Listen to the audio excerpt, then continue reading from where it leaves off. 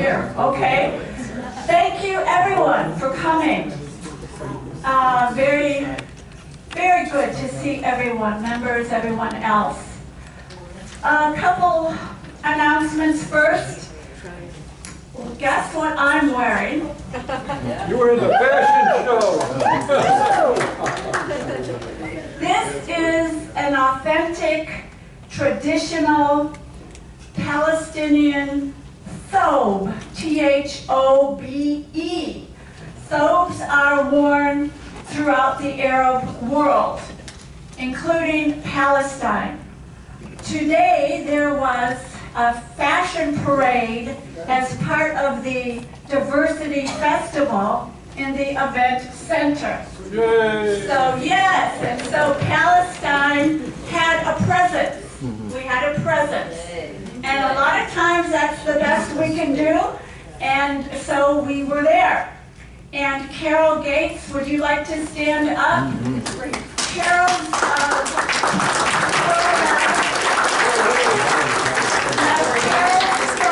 is from either Lebanon or Egypt. We don't know. So we said our dresses were from the Arab world. This is the only one we know for sure. Oh, this is from Lebanon, which is very fitting for today. And so are our two members here, okay? So now also Claudia Ayers, who's right here.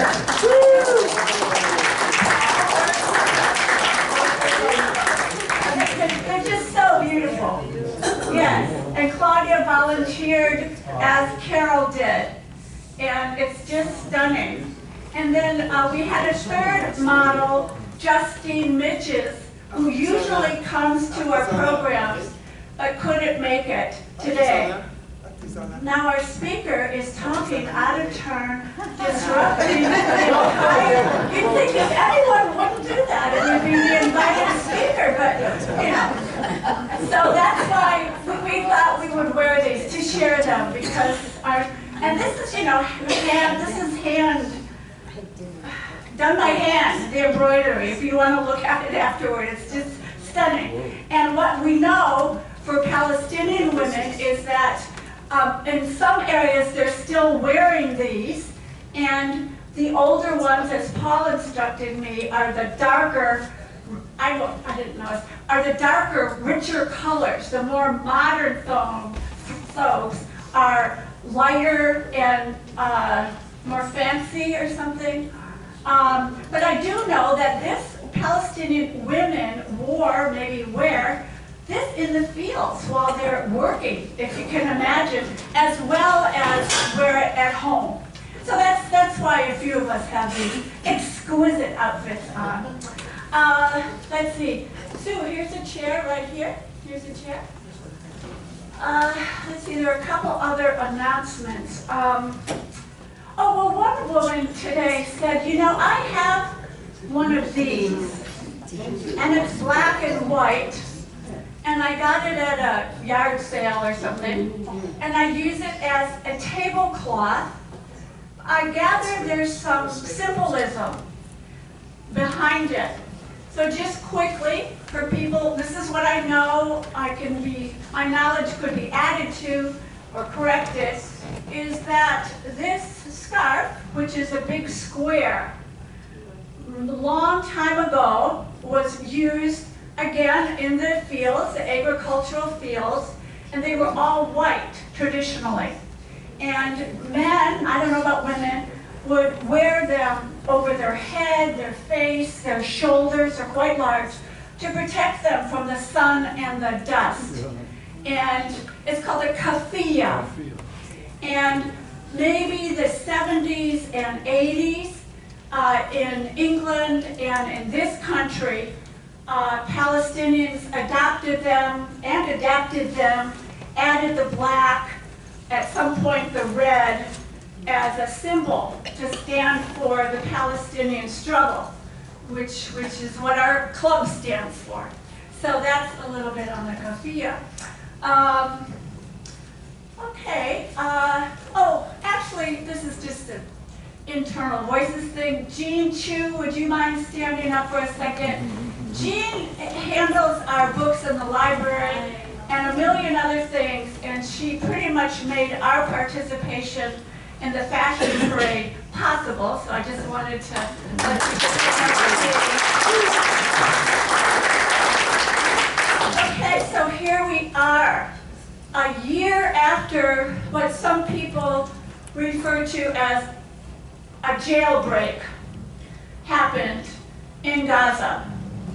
And I bet most of us never thought that for the subsequent year, a genocidal war would be carried out on social media for everyone to see. You wonder what, it has to be doing something to us as human beings. It has to be doing something to children, right, who watch it. I can't think about for the children there, right? And maybe some of you also paid attention over the weekend. There were many October 7th commemorations, different sorts.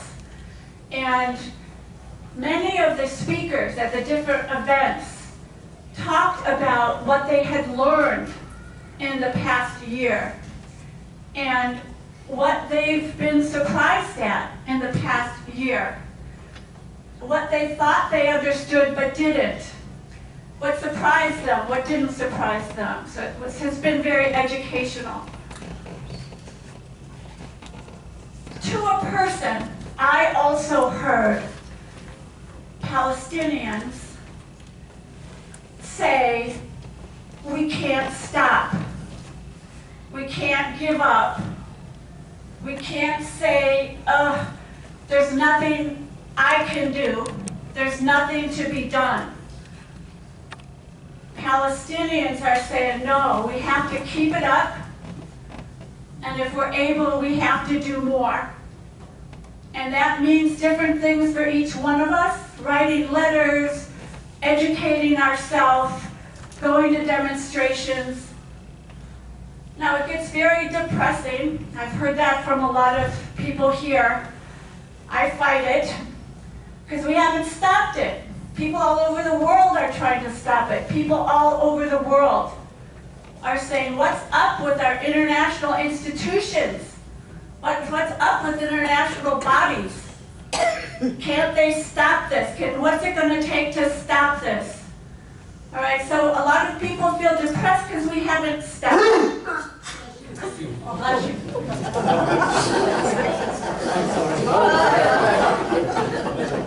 I think that means enough. So I got to contribute it. So that stops everything. So continuing, just to say, I really think that together we can stop it with everybody else around the world who is trying to stop it. And if what you're doing right now doesn't seem to matter at all, well then let's talk about what else can we do and who else can we do it with. How can we ramp it up? How can we ramp it up? We have to have hope. We have to know it's for the long term. This is the long term. South Africans knew that. The Vietnamese knew that, right? And we're seeing that. We're seeing that. And we're learning a lot about our government. You know, without our government, would this be happening? No. So we have a lot to face, a lot to work on. So the positive news of the negative news is that, you know, si se puede, yes we can. We can work together to pressure our government to stop sending arms to Israel. So we just have to keep that up. You need support. We all need support. Let's get better at supporting one another and keep our eyes tuned.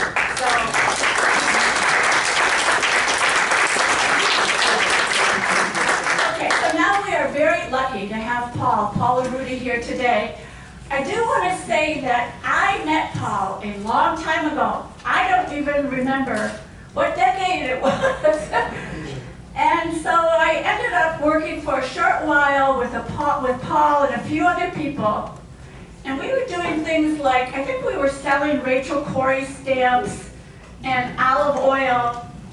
And one day Paul was one evening going to go to a family's house in the South Bay to do fundraising. And I thought, well, I should go and learn about how you do that. So I went, kind of a comfortable family, lived pretty well. And all these people who I don't think knew much at all about Palestine. I don't know if you remember this. And Paul just talked so clearly about Palestine. And I couldn't imagine anyone doing a better job. And, showing what the problems are.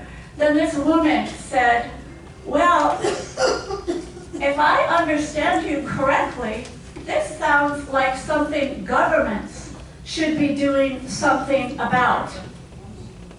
And Paul said, you're right. Governments should be doing something about that. The problem is they aren't. And that's why we have to be active. So that stayed with me for decades. And I thought that was pretty much where it's at.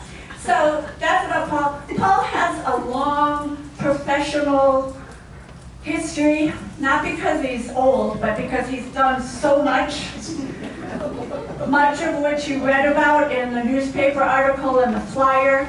If during the Q&A you want to ask him about any of those things or want more information on that, that's fair. Maybe somebody could help the two people that just came in with chairs. Oh, Marvin, you have them great. He also has a very rich, long history of activism. You read a bit about that in the flyer and the newspaper article. It's very hard to be a strong activist and a strong professional. So I really admire Paul for having done both for a long, long time. We're very lucky to have him here. And now I'll introduce you to Dr. Paul Larudee.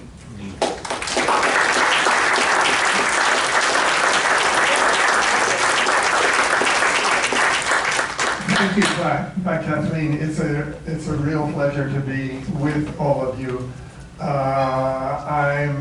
I'm amazed to see so many of you here, but I'm very pleased. And what I'm going to try to do, it's really an honor to be invited here. But I'm going to try to keep this talk short. I don't know if I'll succeed, but I'll try. And leave time for questions and this sort of thing. Because I did the same talk about 10 days ago with maybe 10% as many people. And it was fabulous. It was, the questions and so forth were excellent. So we had a great discussion, obviously. It was just a small group, so we had a great discussion. So to begin, I'd like to say that if we want to understand and help to bring a solution about, can everybody hear me all right? Yes. Okay. If we want to do that, it's very useful to say, what would I do in the situation of the people who are actually at odds with each other now? And what motivates them? Try to see what motivates them. And to think of them in terms of normal human desires. And get away from a lot of the language that our media and our government and those who have an axe to grind, that language that they want to use. Let's get away from it and try to figure out from ourselves. If we go and, for example, we pride ourselves on hearing both sides of a question, don't we? Mm-hmm. Yeah. When was the last time Hamas came to speak at Rossoor? Really? Aren't they part of one of the sides of this? And so you know, something's missing here. I'll get to that in later. But let me begin with my notes.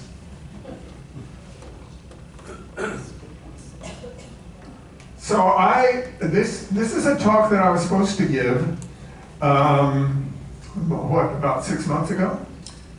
Yeah. And so I saved the notes from that, and I'm going to work from that, but I'm try to make it more relevant. Anyway, these are sketchy notes anyway. But the title of it was How to Achieve a Ceasefire. That was the objective. And we still don't have a ceasefire, so let's talk about it.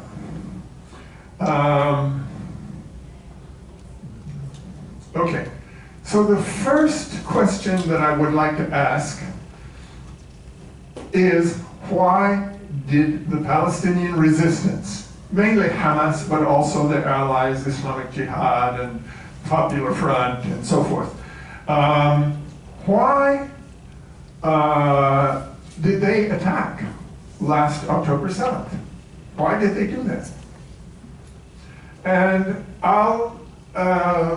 we can discuss it later during the Q&A, but I'm going to say, I'll give you a couple of reasons. First of all, because they had tried every other option. They tried everything else. I visited the Hamas leadership in Gaza in 2002, coming in on the boats that arrived in Gaza. And I spoke to Mahmoud Zahar and Ismail Haniya and others, and I said to them, have you thought about another technique? Why limit yourself to what you're doing now, the military actions that you're taking? There are other ways. Only very few people can participate in military actions. Everybody can participate in boycotts and nonviolent resistance of various kinds. Well, I don't know how seriously he took me at the time, but not long afterwards, in Gaza was the Great March of Return. The Great March of Return was 21 months of nonviolent resistance in Gaza. Thousands of people, every Friday, sometimes tens of thousands. And during that time, not a single Israeli was killed, even though they marched close to the border sometimes. But 223 Palestinians were killed, unarmed Palestinians.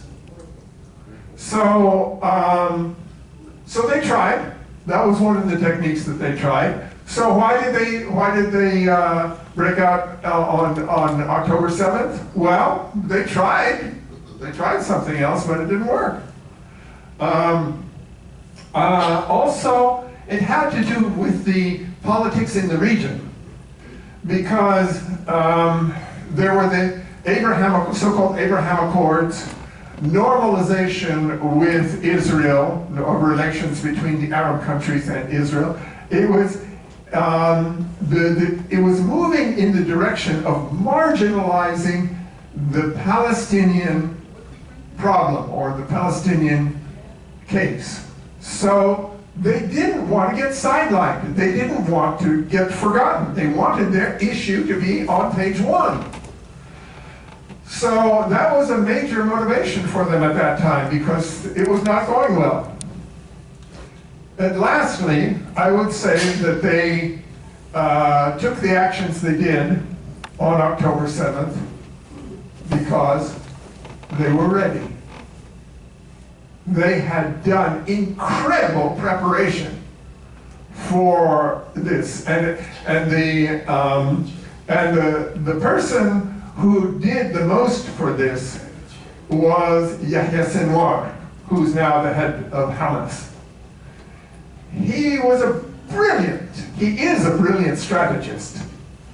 And his idea was that they could actually build a city underground that would be sealed off so that nothing would penetrate it.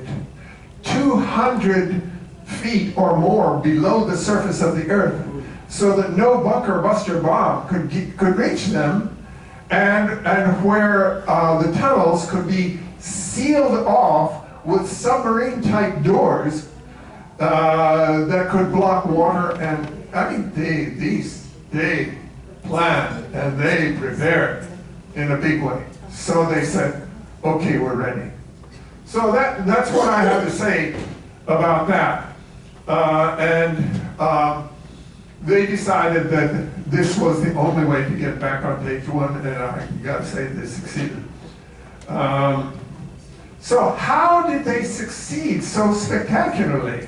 Well, first of all, they didn't really think they would. They admitted that they had much more success than they expected to have. But they were heavily prepared, and they did act in utter secrecy, so that, for example, the head of the Politburo, Ismail Haniyeh, he didn't know anything about it. The other people in Hamas didn't know anything about it. They prepared in such a way that very few people knew that it was happening, and they probably made this decision very late and notified the fighters who had prepared for this kind of day, and were told it could happen at any time, maybe in the last year, maybe a year. They've been told for years, we don't know when it's going to happen, but be ready. So they prepared, and they maintained utter secrecy. But there's another thing, because let's face it, Israel is very good at intelligence. And there are some, it's possible that Israel did know that it was happening. So why would Israel allow it to happen? And the answer to that is sort of complicated. But basically, first of all, Netanyahu was looking at prison time, and he wanted to be a great hero of Israel, like one of the pantheon of Israeli leaders. So he was looking at what he and other Israelis called Israel, which included the West Bank and Gaza. And he saw that the population of non-Jews was actually slightly greater than that of Jews in the whole territory. Well, yeah, but they wanted to expand too. They didn't want to stay in the area that they had gained in 1967. They wanted to expand. So they needed a pretext to do that. October 7th of last year would give them the reason to hit back in a really heavy way and do things that they had been planning to do but were afraid to do, and or didn't have the justification to do. And this gave them the justification to do the kinds of things that we've been seeing in terms of killing the civilian population in really horrendous ways. The United Nations seems to think it's genocide, and I wouldn't disagree. So, and they also wanted it to drive, I mean, in the past, what they've always done in their wars or whatever, is to drive the Palestinians out to other places, to Lebanon, to Jordan, to Egypt, to Brazil. So what they wanted to do was to drive the population out, or somehow get rid of them, remove them, in order to restore a kind of population imbalance where their population of Zionist Jews would be a majority. They need a majority in Israel. Anytime the non-Jews get to be too large a number, they got to find a solution. It's a problem. The problem of non-Jews is that they can't have too many of them, or else you end up not having a Jewish state. So, anyway, that's and so what they wanted to do was to empty Gaza, and they still want to do that, and make it available for annexation without the people living on it. It's what used to be called at some point in history in Europe, Lebensraum, room to live, room to inhabit.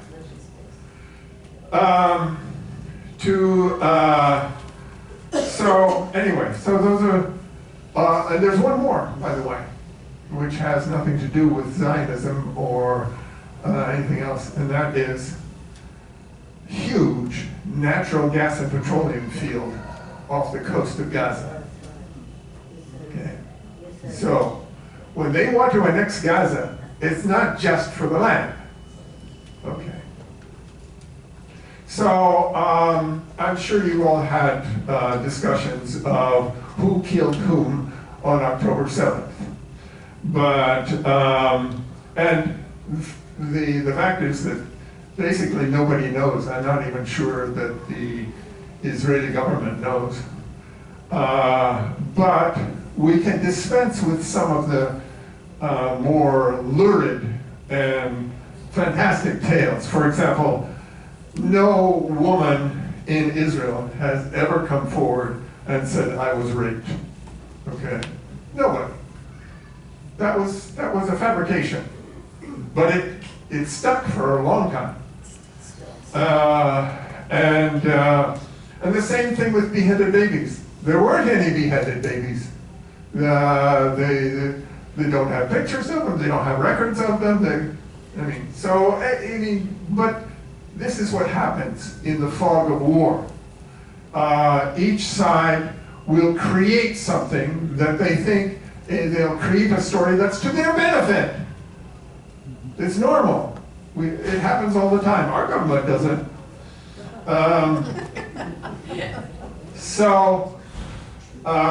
Is Israel committing genocide? Well, I leave you to decide that, but it's very clear that Israel wants an empty Gaza. How do you achieve that? Okay.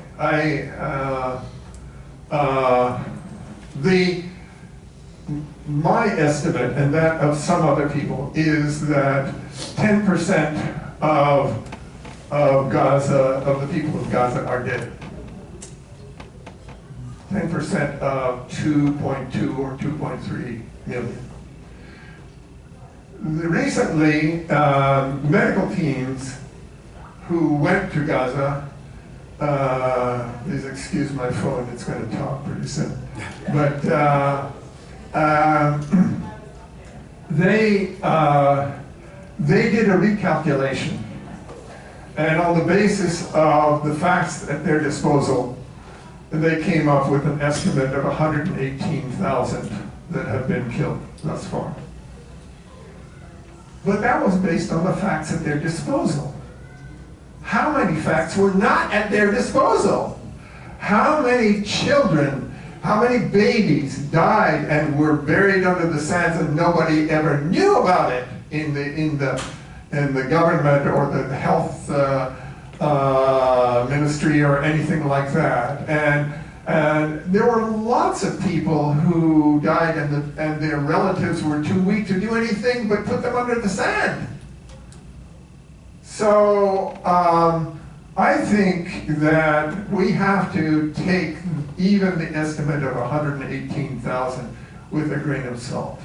They're just, they don't have food, they don't have medicine, they don't have sanitation, they don't even have clean water. And they're exposed to the elements most of the time. So, you know, it's just a matter of time. Now, Israel accepts and was planning for expulsion to Sinai. But they discovered, and even with the help of the United States, attempting to bribe the leadership of Egypt, it was not accepted. Sisi would not accept it because he basically would have a revolt in Egypt on his hands if he were to accept that. So I think he decided he would rather have his place in history than either being strung up by his neck or escaping to some corner of the earth where he'd have to hide for the rest of his life with $10 billion in his pocket. So anyway, they could not persuade him. And right now, on the border, the southern border of Gaza, there is a massive wall. I don't know if you've seen it. It's just incredible fortress of a wall. And beyond the wall, there is a row of tanks from one end of the border to the other with the guns, the cannons pointed straight at the border. I don't think anybody's going to get past that. So he is not going to accept it. I am willing to be proven wrong at a later time, but I think not.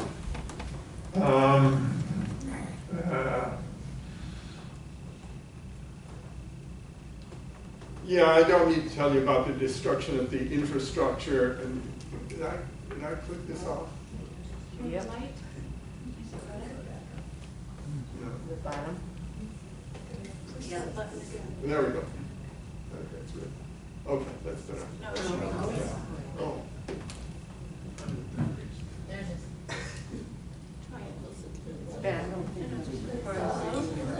Yeah, there's. Battery.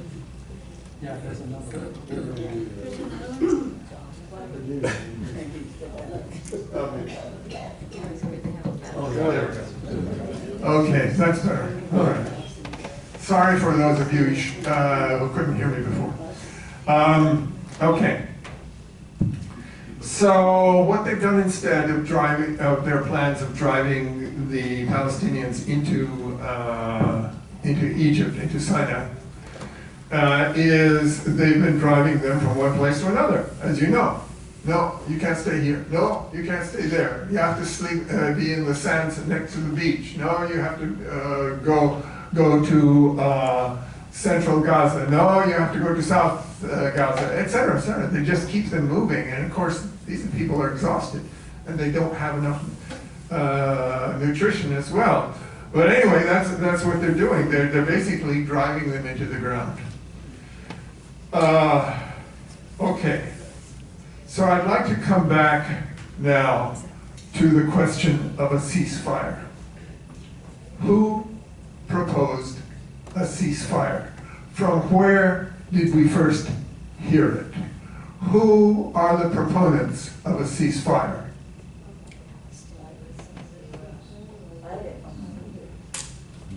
Israel didn't propose it. The Palestinians didn't propose it. This is once again an imposed solution from outside that's not going to satisfy anybody. Who do we think we are? It's not our business. It's for them to solve it without interference. And without interference means without our arms too. Yes.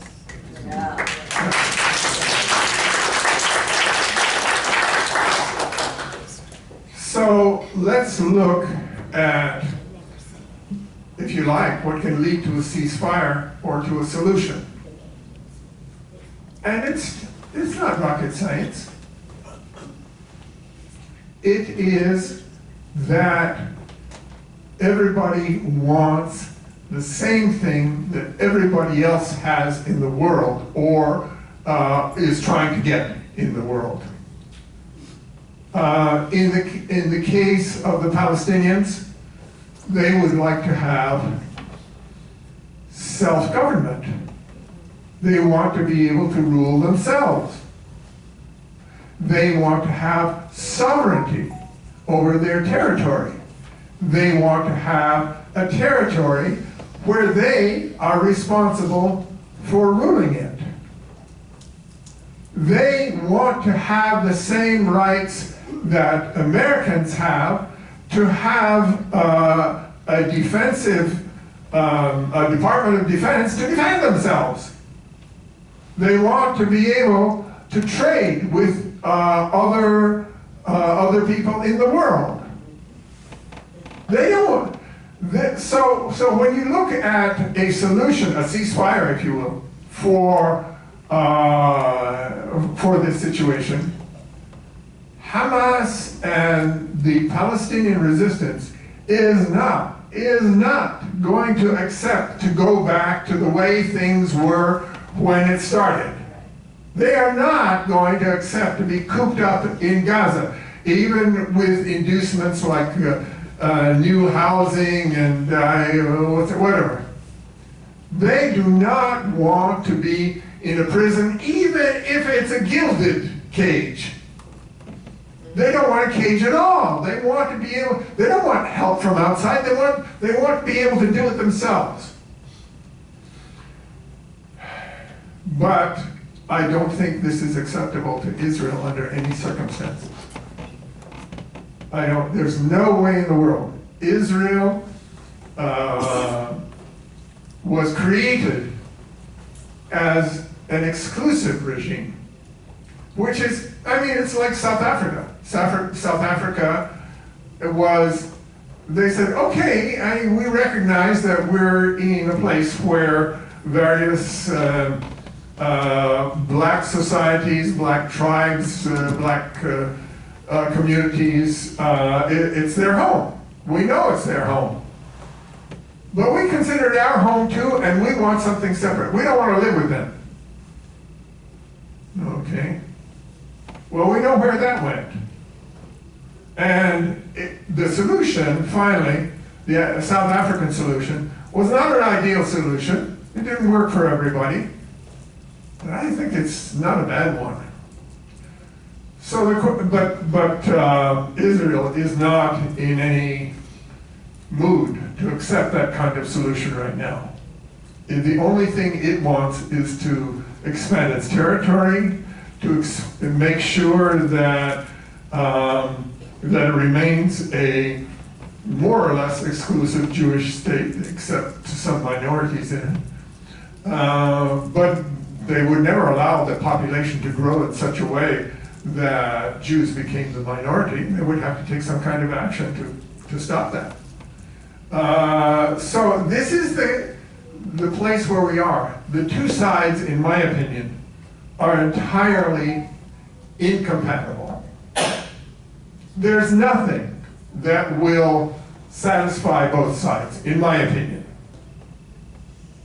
I think the only way that a no ceasefire is going to bring them to a table where they will decide one being very weak compared to the other, that they will come to some kind of satisfactory arrangement. Don't think so. I'm sorry, Kathleen. I don't think there is a solution. The only solution that I see is what's happening now. That in fact, it's going to have to be settled on the battlefield. I'm sorry to say it. I hate it. I hate it. But I don't think, by the way, this happened 1,000 years ago. The Crusaders. The Crusaders were intruders in the land. They spent, almost 2 centuries, I think, here. But ultimately, they were driven out because they would not live and become part of the population of the region. Well, some of them did. in Jordan, there's a Crusader castle called Karak. And Karak is, it means castle. And the people of Karak are known for having an unusual incidents of blue eyes and blonde hair.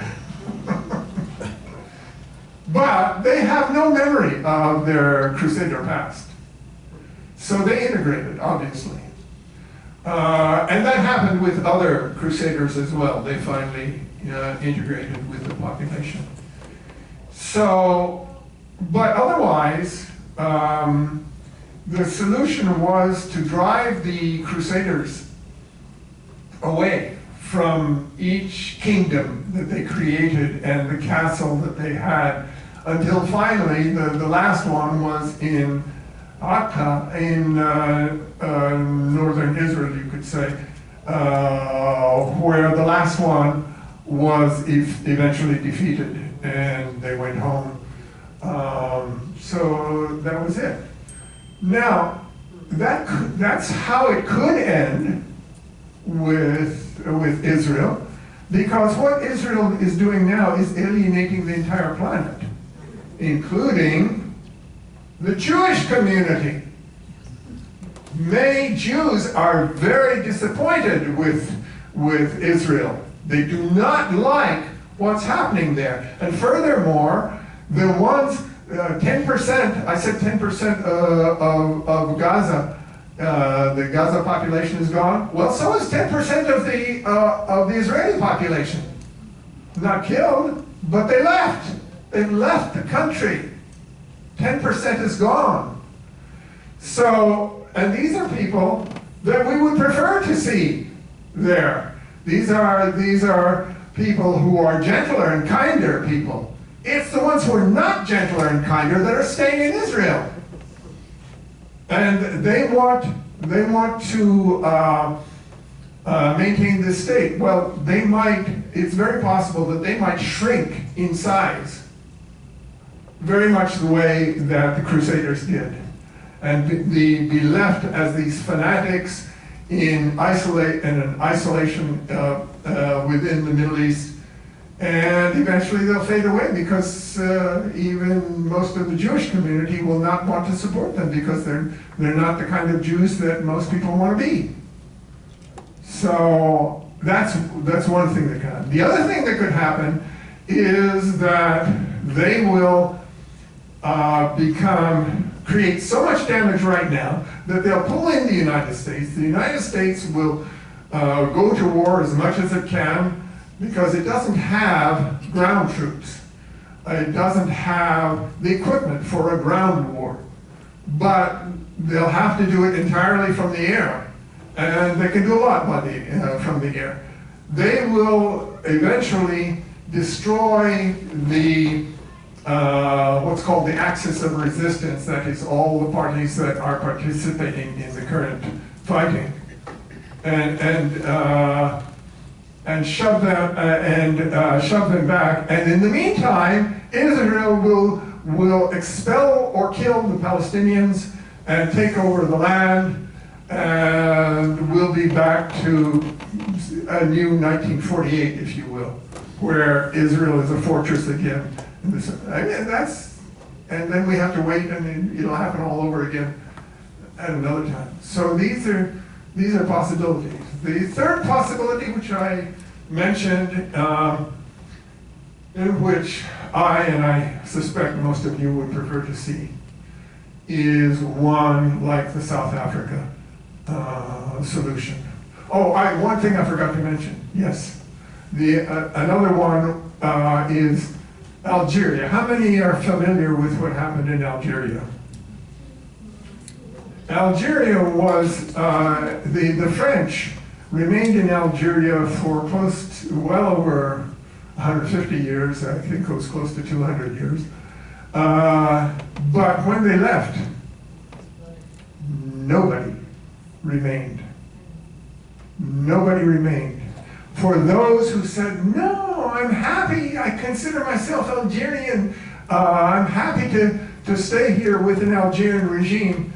They were told by the resistance, I'm sorry, but you may consider yourself Algerian. A lot of people consider you French. And if you are French and you are in Algeria, you might attract more French. And maybe we'll have the same problem all over again. So you gotta go. You gotta get out of here. And now, there are essentially no French in Algeria. So that's another solution that might happen. The Palestinians might say, no, we're getting all of you out of here, but I doubt it.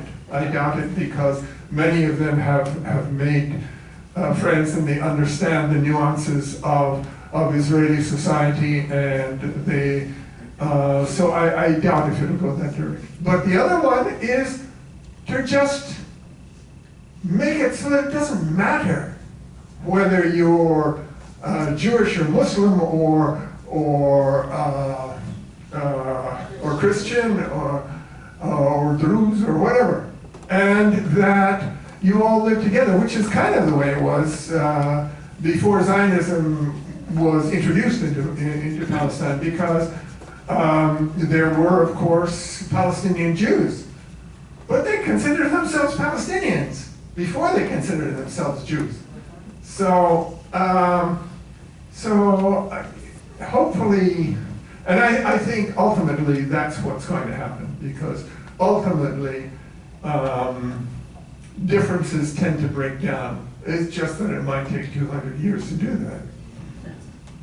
So, anyway, I'm sorry if I brought unpleasant news in my assessment, but we have to be honest about what is possible and what's not possible. And that's my assessment. So I'm happy to tell about my experiences if you want me to. For example, I was in Lebanon in 2006 when the Israelis invaded, and I was telling some friends that I went into a house on the border that had been taken over by the Israelis, and they, kind of conducted mayhem in the house and shot the pictures on the wall. And one of the pictures was Mary, the mother of Jesus. And I said, I thought this was a Muslim town.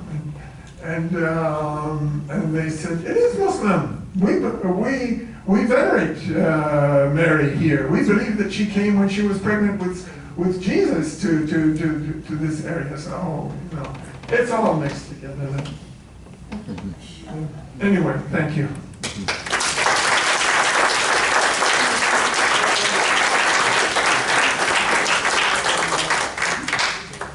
Okay, let's take QA discussion for a little while. Then we're going to pass the donation box for a project we'll tell you about, and then we'll take some more discussion Q&A. As you can see, as Paul well demonstrated, all points of view are welcome at a Voices program. So if you have any fears about speaking up because you're not sure if you agreed with something he said, or you think the same way, you can let go of those fears. Honest questions, sincere comments, thoughts are what we're about. So who'd like to begin? Yes.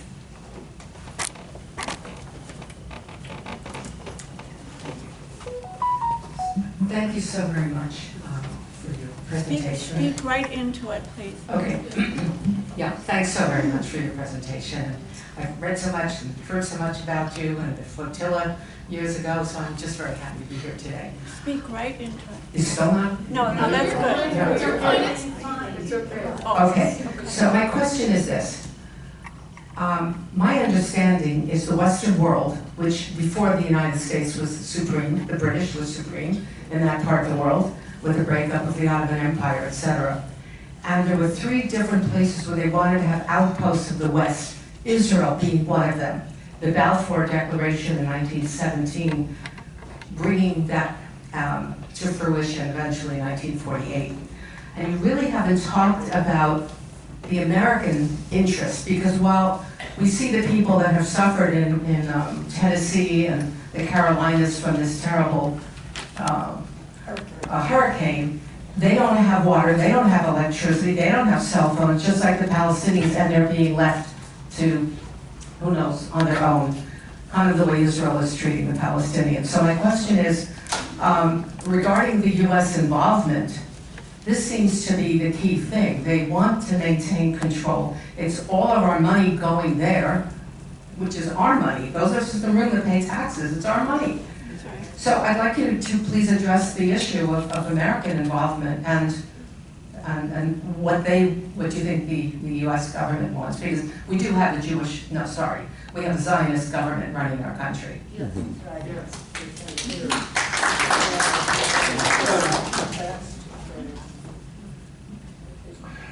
Well,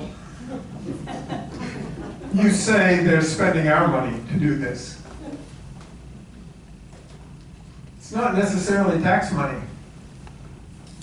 It's money that is printed in Washington without anything to back it up. More and more of it. Well, there is something to back it up, and that is that they issue treasury bills. What's that? It's an IOU. And where do these IOUs appear? All over the world. In governments whose currency is backed by dollars. So these governments, you would think that by printing so much money, the value of the money will drop precipitously. Well, it's dropping, but it's according to a normal amount, despite the enormous number of dollars that are in circulation. Well, they're not in circulation, they're just sitting somewhere.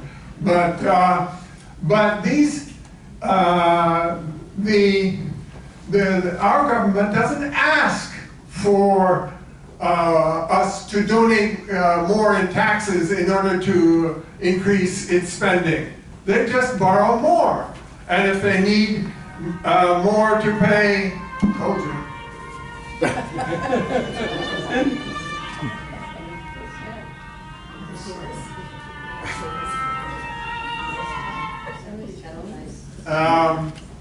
I know I should turn it off, but I have some really important things going on there. I'll tell you in a minute. But anyway, so what was I saying? The government doesn't care about us. I'm sorry to tell you, but your vote doesn't count because both parties will do exactly the same thing. And if you listen to the propaganda of one party, then you hate the other party. If you listen to the proper, and vice versa. I mean, it's all nonsense.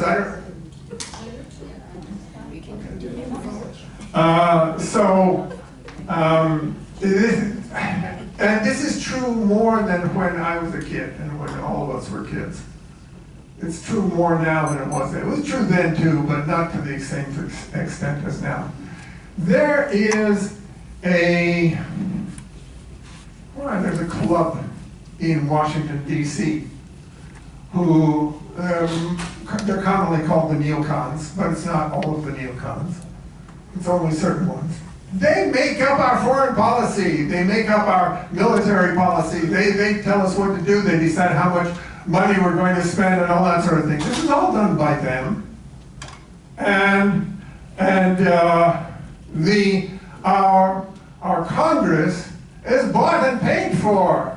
You know, in the UK, it's illegal to accept private contributions to run for office, for campaign contributions. It's all paid by the government. Same thing in France and other places, civilized places. Mostly civilized. Yeah. But in this country, our representatives in government go to the highest bidder. So we don't run the government. We have local government. That's helpful. We do have something to say about local government, but forget it. The government, our government, believes that they control us. We don't control them. And I'm not sure they're wrong. They don't listen to us. Okay, thank you. Let's take another question, comment. What's the answer to the question? Thank you for the reality check on so many issues. Yeah. I have a question about young Jewish people in Israel, and I'm going to first give you a very quick anecdotal story that happened just 2 weeks ago. Jewish friends of ours have a daughter that lives in Israel, married to an Israeli, and they were over visiting. She's about 48, and they brought her over to meet us. Okay. She said she was afraid to come because she hears about all this anti-Semitic, she means anti-Jewish, okay. And then she said, I want you to know, we hate Netanyahu. And my son is a conscientious objector. So I wanted to ask you right now, on the ground, what is Israel doing if they're busy fighting? What are they doing about the resistance at home, particularly for people who refuse to go into service? Thank you. Short answers are good and short questions are good. Until we get all the questions, then we can elaborate. Okay, a short answer to that question is they're not doing anything about them because they're so few in number anyway, so they don't care. The conscientious objectors in Israel are at most a couple hundred, and probably not even that many. So they don't worry about them until they're more numerous. Thank you. Another question, comment. I have two quick comments. One is, first of all, quickly my position, I think Israel has every right to exist. No question about that. But, and I also think that what's going on right now is certainly genocide. At the very least, it's genocide. All that said, you made the comment about the last time you saw Hamas was in 2002. That's when you met them. It's now 2024. I am very hard pressed to see how Hamas is doing anything. You even described Hamas as being successful in what they did. I'm very hard pressed to see how Hamas is doing anything for the Palestinians, anything at all. Okay, Paul.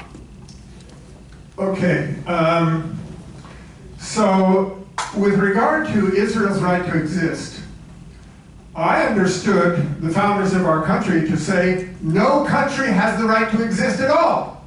It is a deal which is made by the people who decide whether they want to have a country or not, and they do it amongst themselves. But, and quite frankly, I think they're hypocrites just as much as other countries, including Israel, who decide to go in and shove the existing people out and take their country. Because we did that here, in this country. We did that. We committed genocide here in most of North America. So it's not, there's not an evil, but it's not like anybody has a right to commit genocide. I didn't say they had a right to commit genocide. I said. Oh no, I'm not saying you did. Did I say you had that you should not say that Israel has a right to commit genocide? Well, that's not what I'm I saying. think the question was, what positive thing is Hamas doing? Correct. That's the question. It's really hard for almost any organization in Gaza to do very much that's positive when Dov Weissglass, the assistant to the Prime Minister of Israel, said, let's put all the people in Gaza on a diet and restrict them to 2,200 calories per day. Really? How do you expect them? They don't trade internationally. They don't get funds. They don't get taxes. They don't get anything that enables them to accomplish anything for the people. All they have is volunteers who run, by the way, health centers and other things. Why do we call the organizations, including Hamas and the Popular Front, which is not Muslim, why do we call them terrorists? That's just an epithet that's spread around by our government. Why aren't the Israelis called terrorists? I'm not saying anybody should be called a terrorist. In fact, I don't like the term. I think it's just an epithet with a negative meaning to it, and that we shouldn't call them that, say that to anybody. But the point is that every time you repress a people, you're going to get resistance. And that's what they are. They're a resistance movement. Just like the resistance in France during the Nazi occupation, and the resistance anywhere you look on the face of the earth. In Mozambique, the same thing. Okay, so the positive thing, we'll move on to another question, is that Hamas is defending the Palestinian people and resisting Israel's actions. And you know what? They have never been more popular among the Palestinians than they are now. Okay, let's go to this woman right here. Thank you. I spent some time in Israel and Egypt in the 1990s. Senator John Warren's office sent some young political leaders to learn about our presence there and what it meant to us. What I learned was that every person in Israel that was born owed the United States thousands of dollars as soon as they were born because of the aid that coming from the U.S. in Israel and Egypt were number 1 and 2 aid countries. So I wanted to know why. Why are we giving so much to Israel and to Egypt? And what I learned being there was it's the only place in the Middle East that we have the right to land, we have the right for weapons, we have the right for military action, and so it seemed to me that it was a selfish thing that we created and carved out Israel in the 40s for the benefit of military action. I think That's right. I think there's a lot of truth to that. U.S. aid, of course, doesn't really go to the country where we supposedly send it. Almost all of it stays right here to pay the corporations that produce food, medicine, arms, or whatever it is, that then get sent to that country. So it doesn't leave our shores for the most part, you know. And it's never done except for self-interest. It's done to fund some kind of interest that the United States has, and there are all kinds of interests, economic and military and diplomatic and so forth. But part of it, are you hearing me? It suddenly went off. Oh, my. That's working. Oh, there you go. It's working now. Okay.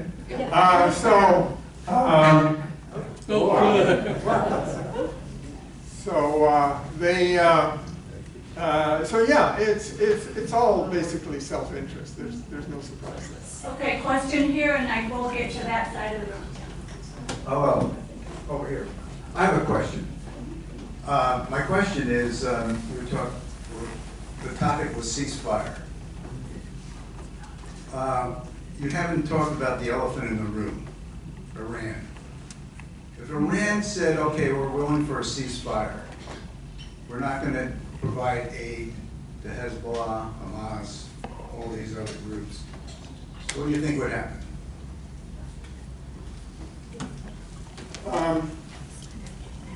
Iran has no interest. There's no sound. Do you have the green light? I'm not seeing any green light. Yeah, well, actually, here's a, okay. That's it. Yeah. So, Iran, I'm going there next month. I don't necessarily agree with, or I'm not fond of some of the things, the way they run things, but the Iranian people are, and that's what's important. And in the case of ceasefire, again, what does a ceasefire look like? Who would agree to, if Iran said, yes, we agree to a ceasefire, immediately the Palestinian resistance and Hezbollah and Ansar Allah in Yemen and the rest of them would say, well, in a polite way, I don't know, just, we want nothing more to do with you then, in that case. Iran is there because it believes in the right of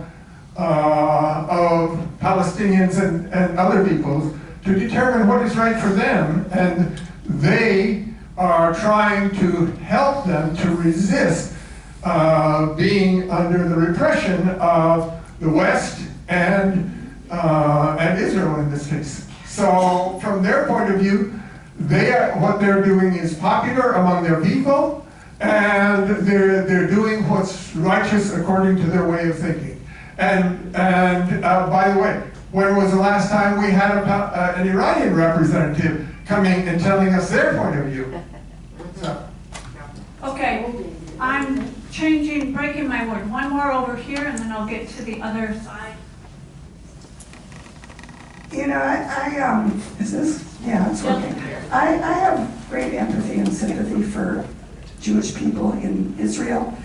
I know they're not all Zionists. I know there's peace activists there that have always been opposed to the way Palestinians have been treated for the last 75 years, which is a very short time, actually, that territory has even been a Zionist state, which is not a democracy, and the occupation began.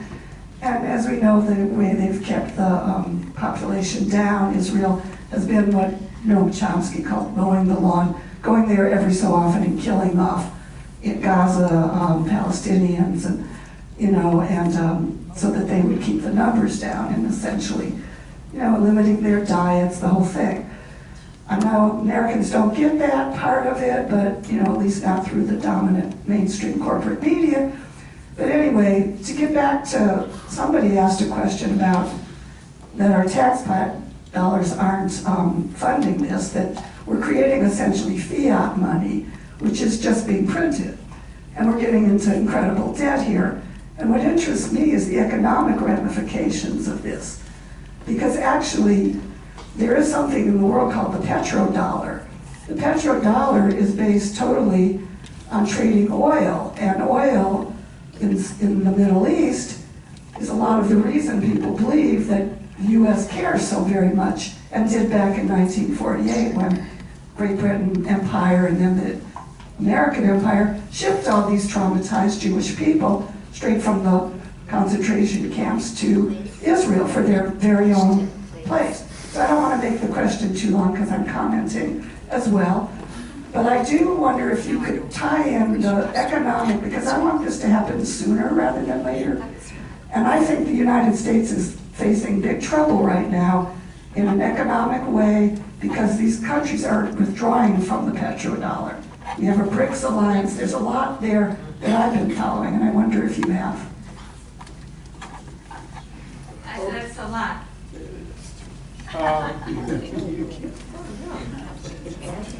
Yeah, okay. Actually, right now, I've been trying all day this morning until I came here to get $10,000 to our humanitarian aid organization in Syria. Why Syria? Because, and why now?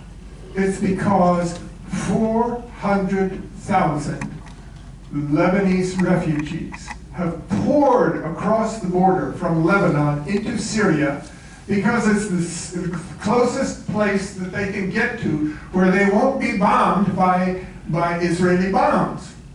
But in order to get those funds to our humanitarian aid program in Syria, can you imagine what it takes? There's no correspondence between banks there.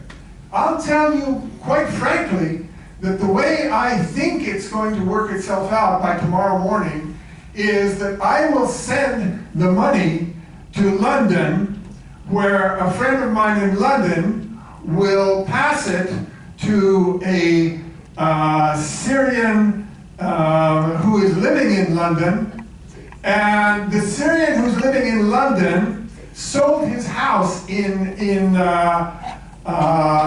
Syria just a little while ago and got dollars for it in Syria. So he's going to take my money and keep it with him in London, and the people who have the dollars for his house in Syria are going to give it to our project director there. You know, this is what the United States is doing. It's using the petrodollars as a weapon. And they do it all the time. They do it with Russia, they do it with Lebanon too, and with Venezuela, and sometimes Bolivia and Nicaragua and Cuba. It's used as a weapon. Okay, thank you. Speaking of funds,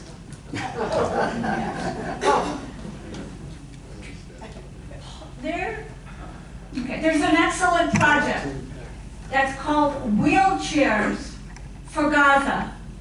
Paul is involved in this, okay? Wheelchairs. And from what I read on the website, they have maybe 300, I don't know how updated the website is, 300 wheelchairs ready to go to Gaza, and they need the money to get them there. Is that right? Yes. Do you want to say a word? Well, what I can tell you is that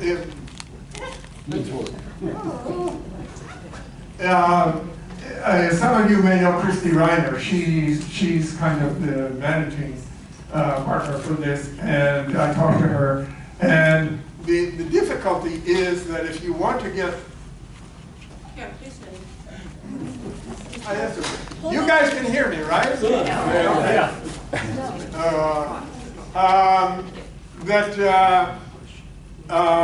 That it's very hard. If you donated to send food to Gaza, God bless you. It's not getting to Gaza. You may have donated to food to go to Gaza, but it's not getting there. I spoke to the head of UNRWA in Jordan, and I asked her how many trucks of aid is UNRWA sending to Gaza. Zero, none. Some trucks are getting in for the World Food Program, but the number keeps diminishing. So please, our idea was to send something that would actually get there, and something that's needed there. And that's what Christy said, that this was possible. And it's possible. I better not tell you how. Okay, so we should have a flyer to hand out for info on this, but for those of you with pen and paper, the website, if you want to look up the website, it's very easy. It's ihsholyland.org. ihsholyland, it's all one word, .org. And they have different projects. One is, I think, food also. This one is wheelchairs for Gaza. And that's a way to get your money directly there. If you forget that, you can email me or call me. Or you can stop at the end of the meeting today, all right? We're also going to pass the donation box. So if you don't want to write a check, but you have some cash, every bit helps, right? It adds up to buy a wheelchair. So we're going to pass the box.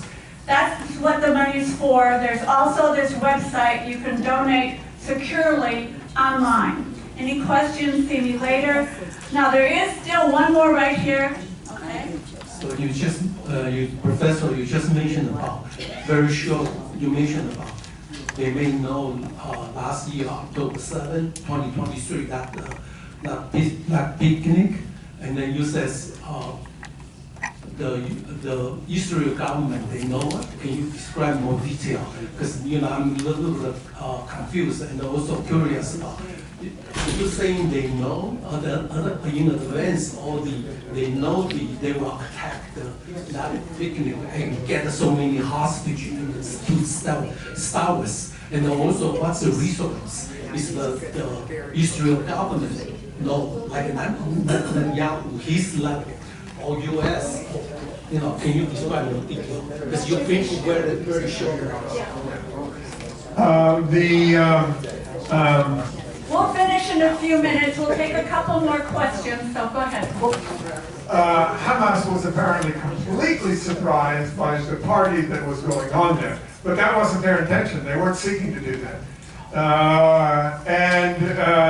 They tried to take some advantage of that situation. But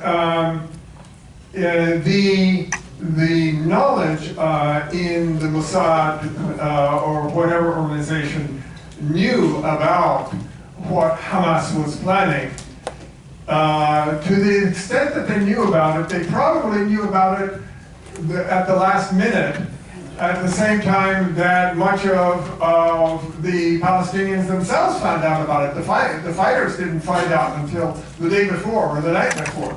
So the knowledge was very recent. If the knowledge was with the Mossad the night before, they didn't spread it.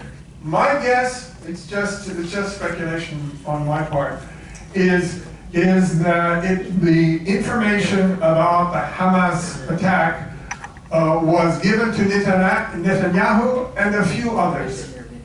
And they decided, let's sit on it until it happens, because we can use it. That's what I think happened. So my question is, Israel's intelligence are so strong. So how can be they do not know, even though they do not know, may not exactly Okay, the same thing. I appreciate your question. I think it's one a lot of people have, All right, but so- I would like to get to people who haven't asked one yet, and then we can come back to you. Sure. So Okay. you think they already know ahead of the time, they will attack, even the same day, because later on they use the pager. Excuse me, we need to move on. Thank you. Yeah, that's what he said. Okay, we'll take one here and then one over there. I listened to your presentation, sir. To say that it was pessimistic is an understatement. It was indeed apocalyptic. I am not from the Middle East, I'm from India, but I visited Turkey many times, Saudi Arabia many times, Israel once, Egypt once. And I was impressed by the goodness of the people.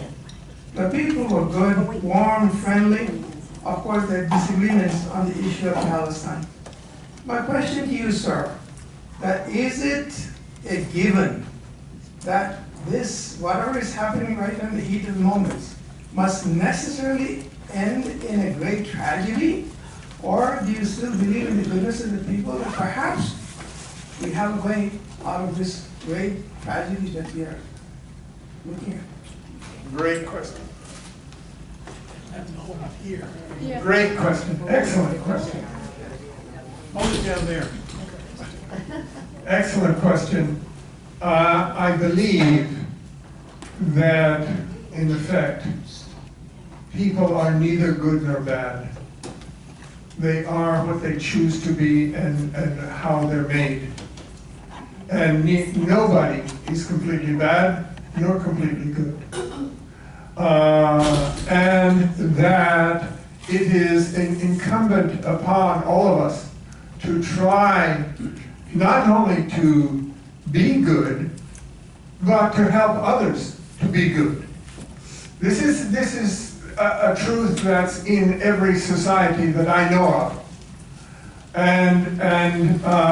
But human beings are animals. And every animal since the beginning of time, and even plants, they consume each other. they compete with each other. They drive some, really? Use your voice, Paul. They drive each other to extinction. And I fear that especially given the ability, the technological ability that we have as a human race, that we may be able to extinguish ourselves in a way that has never been the case in the past. I can tell you a story, but I'm no. We got the message. Here's another question or comment. No. Okay. Yes.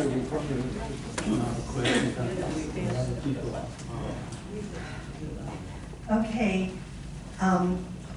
I've disagreed with a lot of what you've said. I've almost walked out of here a half a dozen times. But what I'm wondering, my understanding, and I'm not an expert, is that a while ago, I don't know the year, Israel gave up Gaza to the Gazans, left them beautiful beachfront property and all. And in 2006, the Gazans voted in Hamas as their ruling government. And ever since then, Hamas has not let them have another election. And the Hamas, which is a terrorist organization, is lording it over the Gazans. And their whole reason to enter it is to kill all the Jews and all the Israelis and take over everything from the river to the south. Okay, thank you. There's too much there. So, yeah, maybe just one central. There's too much there to unpack. Right. And I'll just take one item, and that is the Israeli government removed the settlements on the coast of Gaza because they wanted to concentrate on the settlement of the West Bank and not to be bothered with the rest of it. And they did not make a gift to the people of Gaza. What was left in Gaza, they destroyed all the houses before leaving. That was not a gift made to the people of Gaza. And they didn't intend to improve life in Gaza for the people of Gaza. They're trying to keep them as confined as possible and as repressed as possible. That's the way it's been since then, and they decided last year to break out. Okay, so that, remember, everybody here is to be respected, and people come from different places, so thank you for that. That was brave to say that. Here you go, Rich. Okay, I have a relatively simple one. Going back to the part of the narrative where right after October the 7th last year, it looked like the Israelis were trying to push the Gazans into Sinai. And you said that Sisi wouldn't accept that because he would have a revolution in his hands. What were the forces that would make there be a revolution in his hands?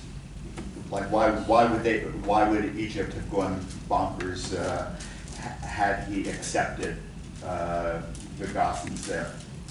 It's mainly because You don't need it. Yes. okay.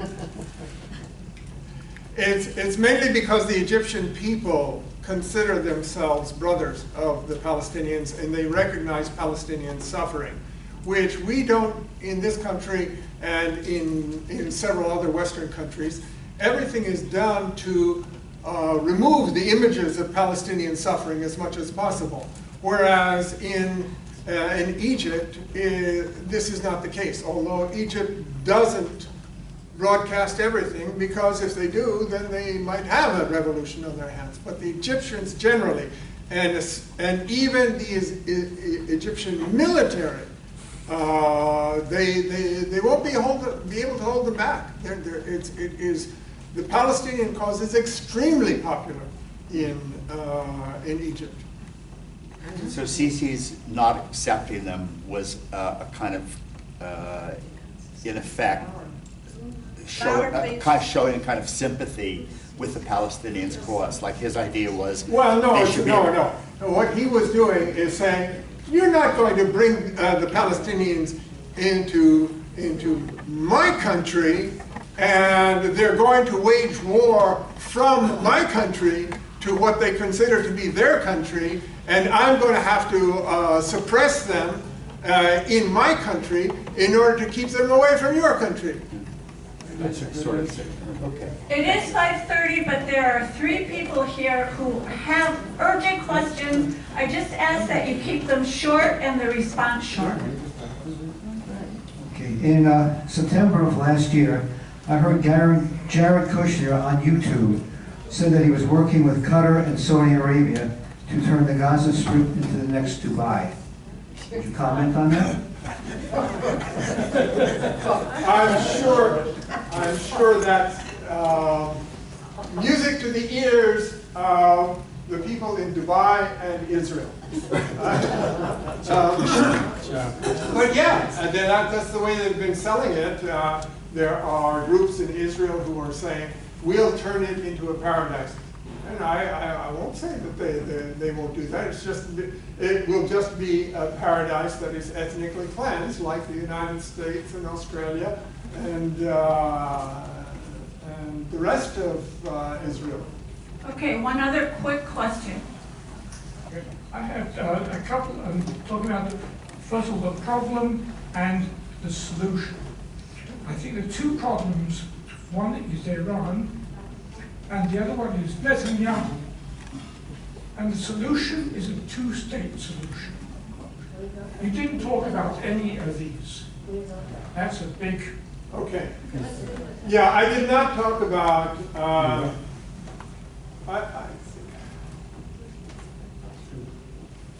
Iran gets a bad reputation here, mainly because the United States wants it to get a bad reputation here, and because American media wants Iran to get a bad reputation here.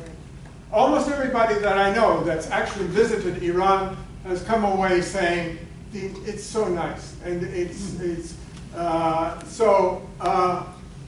so maybe you know some people who didn't find it nice when they went there. I don't know. But in any case, the point is, we haven't heard from Iranians themselves giving me their point of view. That's what I'm saying. And they, by the way, the Iranians have not invaded another country in more than 200 years. What about Iraq? No, it was Iraq that invaded Iran. What about a 2-state solution? A 2-state solution requires one state to be racist and the other one not to be racist. I mean, what do you call a nation that insists that a proportion of the country, in this case, Israel has decided 80% must be Jewish. Well, the remaining 20%, suppose they become 21%, 22%. Suppose they keep increasing in number. You've got to get rid of them. And that's the way it's done. That's why. So. Okay, here's something here. I heard you opine that our votes don't count, don't matter at all. Now, I haven't been in the room where it happens, where decisions are made as to the Middle East, whether they're economic, whether they're religious, what they are. I don't know that. But to say that our vote doesn't count, particularly in this year where our vote will determine how life as we have known it will be, I urge everyone to vote.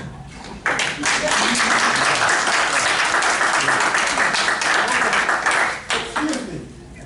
Do you have a crystal ball? Do you absolutely know what's going to happen next year?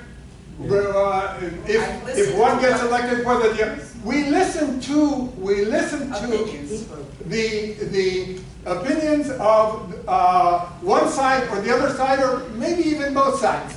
But we have survived a Trump regime, and we have survived a Biden regime, and that's a testament to our patience. So I'm not expecting the worst, no matter who gets her, not worse than that. Well, I have to say this. One thing you didn't discuss is, see, I take issue with you, I think, about well, probably most of us in the room would favor a South Africa solution. I don't know. I mean, they didn't decolonize. And I have to say, I like the writing that I'm reading that talks about what that means, what that could look like. And in order for different peoples to live together, say in Palestine, it would have to be decolonized, and that didn't happen in South Africa, and that's at the root of a lot of the problems there. Do you have a short response, and then another time we can talk more about that? What happened in South Africa is a lot better than it was under formal apartheid. Yeah, okay. So it's a step in the right direction. The rest is up to the South Africans to sort out, and they will have to deal with the interference from other nations in the world that want to exploit them. They're going to have to deal with that. That's the only thing that makes sense in the case of Palestine. But it's a step in the right direction. Okay, yeah. I hear you. Okay, this will be the last one. Thank you very much. And how important do you think it is that the U.S. maintain Israel as an ally in the Middle East?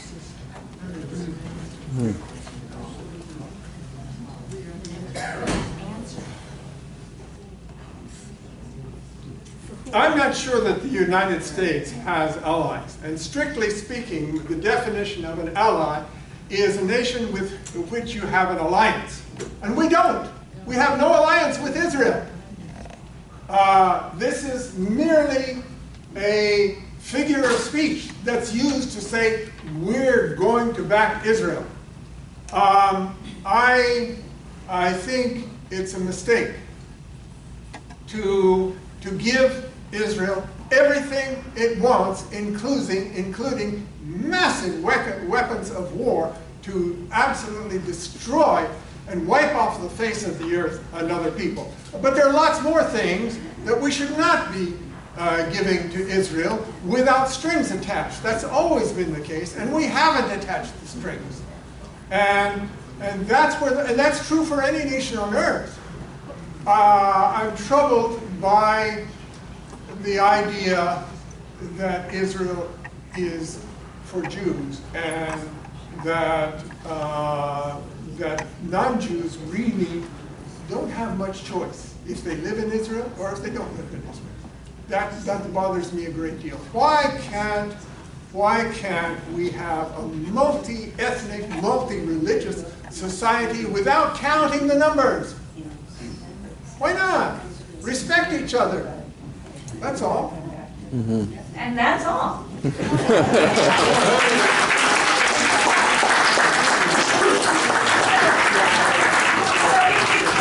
kind of sleepy.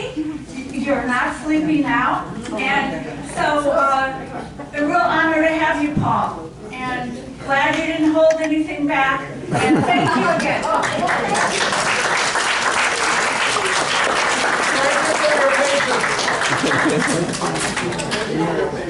Excellent. I'm all the same page. So